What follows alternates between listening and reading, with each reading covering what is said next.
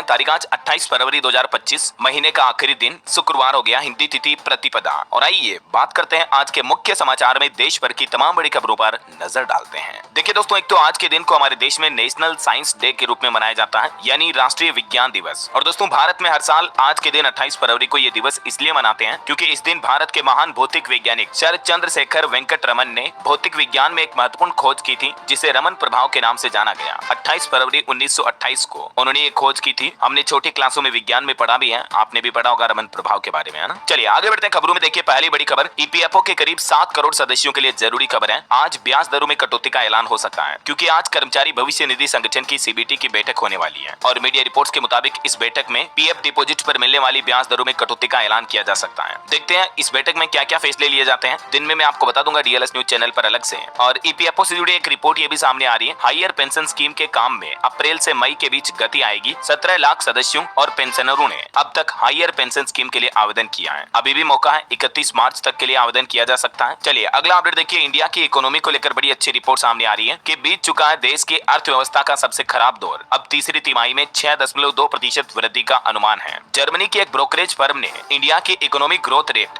GDP को लेकर यह अनुमान जताया है। और इतना ही नहीं दोस्तों, वर्ल्ड बैंक के बाद अब आईएमएफ ने भी भारत पर भरोसा जताया, कहा कि भारत दुनिया में नंबर 1 होगा। आईएमएफ के मुताबिक दुनिया की टॉप 20 इकोनॉमी में भारत की ग्रोथ रेट अभी सबसे तेज है। ऐसे में भारत की इकोनॉमी के लिए ये कहना बिल्कुल गलत नहीं होगा कि टाइगर अभी जिंदा है। भारत पर सबको भरोसा है। दिग्गज विदेशी बैंक ने भी भारत की तरक्की पर मुहर लगाई और कहा कि दुनिया में भारत की अर्थव्यवस्था सबसे तेजी से बढ़ेगी। डाइचे बैंक की लेटेस्ट रिपोर्ट भी ये सामने आई है। तो कहीं ना कहीं ये इंडिया की जीडीपी ग्रोथ पर अच्छे डेटा आए हैं। इसके अलावा देखिए सीईए नागेश्वरन का भी कहना है कि भारत का ग्रोथ मॉडल अन्य देशों के लिए विकास का एक टेम्पलेट बन सकता है। ये बयान चीफ इकोनॉमिक एडवाइजर की तरफ से दिया गया। चलिए अगली खबर देखिए, उपभोक्ताओं के खर्च में बढ़ोतरी हुई है। बीते महीने जनवरी में खुदरा बिक्री में 5% तक की बढ़ोतरी देखी गई। रिटेलर्स एसोसिएशन ऑफ इंडिया के लेटेस्ट सर्वे के मुताबिक भारत में इस साल खुदरा बिक्री जनवरी में अच्छी खासी बढ़ी है। सभी कैटेगरी में अच्छी खासी खपत यानी कंजप्शन देखने को मिली है। चलिए अगली खबर आ रही है दोस्तों, 31 मार्च तक पीपीएफ और सुकन्या जैसी स्मॉल सेविंग स्कीम में मिनिमम इन्वेस्टमेंट कर दें। ऐसा न करने पर आपका अकाउंट बंद हो सकता है। अगर आपका भी एसएसवाई या पीपीएफ जैसी योजनाओं में अकाउंट है तो इनमें एक नियम होता है, हर वित्त वर्ष में कुछ न कुछ मिनिमम इन्वेस्टमेंट करना पड़ता है। तो आप भी इन योजनाओं के अकाउंट को एक्टिव रखने के लिए 1 महीने का मौका है। 31 मार्च तक इनमें कुछ रुपए जरूर डाल दें। ये सरकार की तरफ से एक नोटिस जारी किया गया, वरना पीपीएफ वगैरह इन अकाउंट में मिनिमम डिपॉजिट न करने पर आपको काफी परेशानी आ सकती है। फिर आपको वापस अकाउंट एक्टिव करवाना पड़ेगा, है ना। चलिए अगली खबर देखिए, रेलवे के नियम में बदलाव हुआ। 1 मार्च से वेटिंग टिकट पर स्लीपर या एसी कोच में सफर बंद हो जाएगा। भारतीय रेलवे ने सभी रेल यात्रियों के लिए महत्वपूर्ण नोटिस जारी किया और टिकट बुकिंग और ट्रेन में सफर से संबंधित ये नियमों में बदलाव किया है, जो कि 1 मार्च 2025 से लागू हो जाएंगे। नए नियम के मुताबिक ट्रेन में सफर करने वाले लोग अब 1 तारीख से ही वेटिंग टिकट पर या स्लीपर या एसी कोच में सफर नहीं कर पाएंगे। अगर वे ऐसा करते हैं तो उन्हें भारी जुर्माने का भी सामना करना पड़ेगा। ये देख सकते हैं आप। ज्यादा जानकारी, एडवांस रिजर्वेशन पीरियड में भी बदलाव किया है रेलवे ने। इसके अलावा वेटिंग टिकट पर भी यह नया नियम लागू कर दिया है, जिसमें आपको एसी कोच में सफर करने पर 450 रुपए तक का जुर्माना भी देना पड़ सकता है। इसके अलावा तत्काल टिकट बुकिंग के नियमों में भी रेलवे ने बदलाव किया है। ये सभी नए नियम दोस्तों 1 मार्च 2025 से यानी कल से ही लागू हो जाएंगे, ठीक है ना। तो अगली बार रेल यात्रा करते दौरान जरूर इन नियमों का ध्यान रखें। वैसे नए महीने की पहली तारीख से और भी कई सारे नियम बदलने जा रहे हैं, मैं आपको डीएलएस न्यूज चैनल पर अपडेट बता दूंगा। और वहीं देखिए, रेलवे को लेकर देश के रेल मंत्री अश्विनी वैष्णव का भी कहना है कि महाकुंभ में 13,000 ट्रेनें चलाने का लक्ष्य था, लेकिन हमने 16,000 से भी ज्यादा ट्रेनें चलाई। 4 से 5 करोड़ श्रद्धालुओं को रेलवे ने ट्रेनों के जरिए दर्शन करवाए। तो रेल मंत्री ने सभी रेल कर्मचारियों का भी आभार जताया, है ना। और वहीं देखिए आप, देश में डिजाइन और देश में ही बने लैपटॉप की झलक सामने आई। मेड इन इंडिया लैपटॉप, केंद्रीय आईटी मंत्री अश्विनी वैष्णव ने ये लैपटॉप भी दिखाया। ये उनका वीडियो भी आप देख सकते हैं, design in India and made in India. जल्द ही भारत में लैपटॉप मैन्युफैक्चरिंग भी ह्यूज लेवल पर आपको बढ़ी हुई देखने को मिलेगी, है ना। चलिए अगली खबर देखिए, पेटीएम मोबाइल ऐप में इन्वेस्टमेंट की रियल टाइम इंफॉर्मेशन मिलेगी। यूजर्स एआई की मदद से भी सर्च कर सकेंगे और इसके लिए पेटीएम ने एक अमेरिकी स्टार्टअप परप्लेक्सिटी के साथ टाइप अप समझौता भी किया है, जो कि अब पेटीएम ऐप पर यूजर्स के लिए एआई इंटीग्रेटेड सर्च ऑप्शन जोड़ेगा। चलिए अगली खबर आ रही है, यूके के साथ फ्री ट्रेड एग्रीमेंट करेगा भारत। दोनों देशों के बीच 14 राउंड की बातचीत पूरी हुई और इससे भारत को भी कई फायदे होंगे। भारत ने गुड्स और सर्विसेज के एक्सपोर्ट को बढ़ावा देने के लिए अपने ट्रेडिंग पार्टनर्स के साथ 13 फ्री ट्रेड एग्रीमेंट्स और 6 प्रेफरेंशियल समझौतों पर भी हस्ताक्षर किए हैं, जिससे कि भारत का एक्सपोर्ट भी बढ़ेगा। ये देख सकते हैं आप एफटीए क्या है इसके बारे में। चलिए अगली बड़ी खबर देखिए, अमेरिका के नए राष्ट्रपति डोनाल्ड ट्रंप का बड़ा फैसला। 4 मार्च से मेक्सिको कनाडा पर नया टैरिफ लागू होगा और चीन पर 10% अतिरिक्त शुल्क भी लगेगा। दरअसल ट्रंप सरकार की पहली कैबिनेट बैठक हुई, जिसमें कई अहम फैसले लिए गए। यूएसएआईडी विदेशी सहायता अनुबंधों में 90% तक की कटौती की गई। ईयू यानी यूरोपियन यूनियन पर भी लगेगा 25% टैरिफ। डोनाल्ड ट्रंप बोले कि यूएसएआईडी जैसी परियोजनाएं पैसों की बर्बादी है। और इसके अलावा भी अमेरिका ने वेनेजुएला सरकार की तेल निर्यात करने की मंजूरी भी समाप्त की। इधर हमारे भारत में देखिए, संसद भवन में वक्फ बिल में 14 बदलावों को केंद्र सरकार ने मंजूरी दी।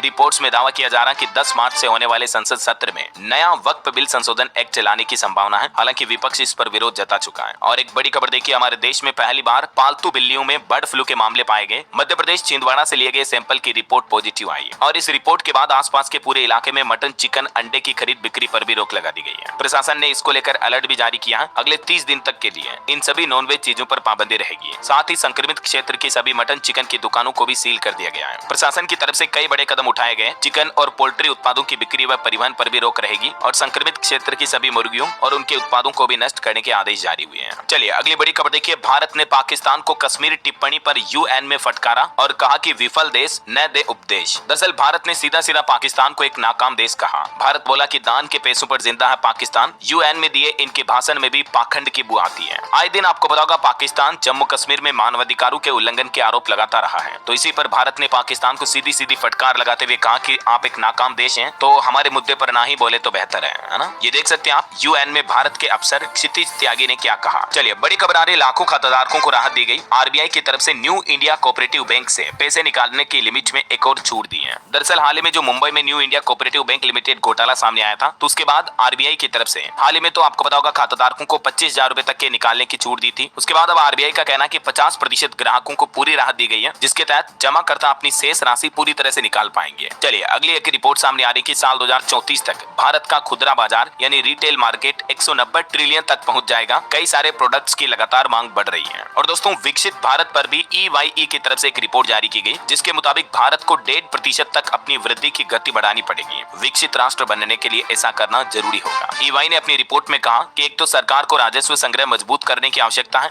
और कर जीडीपी अनुपात को भी 2025-26 के अनुमानित 12% से बढ़ाकर 2030-31 तक 14% तक करना होगा। तब जाकर साल 2047 तक भारत विकसित भारत का लक्ष्य हासिल कर पाएगा। चलिए हवाई यात्रियों के लिए अगली बड़ी अच्छी खबर आ रही है। एयरपोर्ट पर अब फूड कोर्ट नहीं काट पाएंगे आपकी जेब। सिर्फ 10 रुपए में आपको चाय, समोसा और भी कई खाने की चीजें मिल पाएगी। दरअसल सरकार की जो नई योजना है उड़ान यात्री कैफे, ये योजना की शुरुआत हो चुकी है चेन्नई एयरपोर्ट से ही। इसके टर्मिनल 1 पर यह नया कैफे शुरू किया गया, जहां यात्रियों को स्वच्छ और सस्ते नाश्ते मिलेंगे। यात्रियों को किफायती दामों पर खाद्य वस्तुएं भी मिल पाएगी। सरकार का प्लान है धीरे धीरे देश भर के सभी एयरपोर्ट पर इस तरह के उड़ान यात्री कैफे शुरू किए जाएंगे, जहां यात्रियों को सस्ते में खाने पीने की चीजें अवेलेबल हो पाएगी, है ना। चलिए भाषा विवाद पर बड़ी खबर देखिए, तमिलनाडु के मुख्यमंत्री बोले कि हिंदी भाषा ने 25 भाषाओं को खत्म किया। यूपी बिहार कभी हिंदी क्षेत्र नहीं थे, हिंदी मुखौटा और संस्कृत छुपा हुआ चेहरा है। तमिलनाडु के मुख्यमंत्री एम.के. स्टालिन ने केंद्र सरकार पर हिंदी भाषा को जबरदस्ती थोपने के आरोप भी लगाए। इधर पश्चिम बंगाल के मुख्यमंत्री ममता बनर्जी भी बोली कि भाजपा फर्जी वोटरों की मदद से जीत रही है, बंगाल में भी यही चाल चलेंगे। उनके भतीजे अभिषेक भी बोले कि भाजपा में जाने की बातें अफवाह है। और वहीं दोस्तों, तेलंगाना टनल हादसे पर खबर आ रही है। डरे मजदूर अब काम भी छोड़ रहे हैं। एसपी बोले कि 8 लोग आज जिंदा मिलेंगे, ये कहा नहीं जा सकता है। लगातार 5वें दिन भी रेस्क्यू ऑपरेशन जारी है। और उत्तर प्रदेश की संभल की जामा मस्जिद का सर्वे करने पहुंची एएसआई की टीम, हाईकोर्ट में आज रिपोर्ट सौंपी जाएगी। हिंदू पक्ष रंगाई पुताई का विरोध कर रहा है। चलिए खबर है मध्य प्रदेश, भोपाल का जहरीला कचरा पीतमपुर में ही जलेगा। सुप्रीम कोर्ट ने रोक लगाने से इनकार कर दिया। फैक्ट्री के पास 24 थानों का फोर्स भी तैनात किया गया। वहीं एक ग्राउंड रिपोर्ट सामने आ रही, मणिपुर में हिंसा के बाद अब फिर से मेतई मुख्यमंत्री बनाने की तैयारी की जा रही है। इस रेस में 3 नाम है। कम्युनिटी के 22 भाजपा विधायक भी समर्थन में है, कहा कि कोई और मंजूर नहीं। वहीं दोस्तों, पंजाबी भाषा को लेकर भी सिंगर गुरु रंधावा बोले हर छात्र के लिए पंजाबी भाषा अनिवार्य होनी चाहिए। हरजोत बैंस ने केंद्रीय मंत्री को एक लेटर भी लिखा और कल पंजाब सरकार ने इस संबंध में आदेश भी जारी किया था, मैंने आपको बताया था। इधर पंजाब चंडीगढ़ में देखिए किसानों की 6ठी एकता मीटिंग हुई, ये बेनतीजा रही। अब दोबारा मीटिंग होगी, हालांकि इस मीटिंग की तारीख तय नहीं हुई है।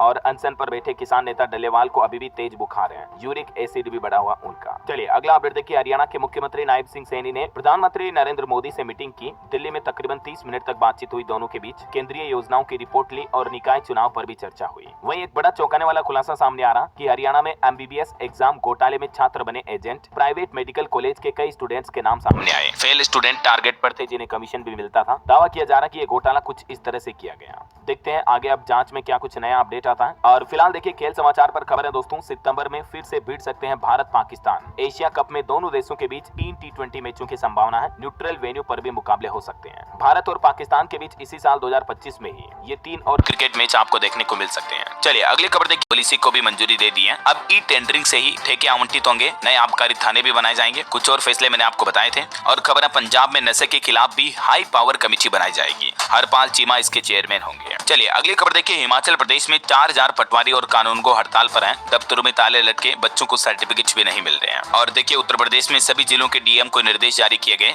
यूपी बोर्ड एग्जाम को लेकर परीक्षा केंद्रों पर पुलिस फोर्स बढ़ाई जाए। वहीं राजस्थान बोर्ड एग्जाम पर भी खबर आ रही। 10वीं 12वीं एग्जाम के एडमिट कार्ड पोर्टल पर अपलोड हो चुके हैं। 1 मार्च से ही कंट्रोल रूम भी शुरू हो जाएगा। 6 मार्च से परीक्षा की शुरुआत होगी। और खबर है एनआईओएस से पढ़ने वाले स्टूडेंट भी कर सकते हैं नीट यूजी के लिए रजिस्ट्रेशन। एनएमसी की तरफ से ये घोषणा की गई। चलिए मोबाइल फोन लॉन्चिंग पर खबर है। सैमसंग गैलेक्सी M16 और M06 दो नए मॉडल भारतीय मार्केट में लॉन्च हुए हैं। इनकी शुरुआती कीमत लगभग 10,000 रुपए है। वहीं अंतर्राष्ट्रीय न्यूज पर खबर है दोस्तों, अमेरिका की ट्रंप सरकार ने 30 दिन के अंदर अंदर अमेरिकन आर्मी से ट्रांसजेंडर सोल्जर को छुट्टी करने की घोषणा की है। वहीं खबर है यूक्रेन के राष्ट्रपति जेलेंस्की भी अमेरिका से खनिज डील करने के लिए तैयार है। उन्होंने कहा कि ट्रंप को खनिज नहीं देते तो युद्ध में मिली रकम को चुकाने में 10 पीढ़ी खप जाती। ओके, और चलिए दोस्तों अंत में आज के राशिफल पर नजर डालते हैं। देखिए आज मेष राशि वालों का रुका काम पूरा होगा और मकर राशि वाले लोगों को उम्मीद से ज्यादा फायदा मिल सकता है। कुछ और अलग अलग राशियों का राशिफल आप देख सकते हैं स्क्रीन पर। और हाँ दोस्तों, आप मुझे कमेंट करके बताइए कि अभी किस राज्य में एक बड़ा टनल हादसा हुआ है जिसमें 8 मजदूर फंसे हुए हैं। कमेंट करके लिखिए। साथ ही इस वीडियो को लाइक और शेयर करना, DLS न्यूज चैनल को सब्सक्राइब करके बेल आइकन जरूर दबा देना रोजाना ऐसी इन्फॉर्मेटिव काम की खबरें, महत्वपूर्ण जानकारियां देखते रहने के लिए। ओके, ख्याल रखिएगा अपने आप का।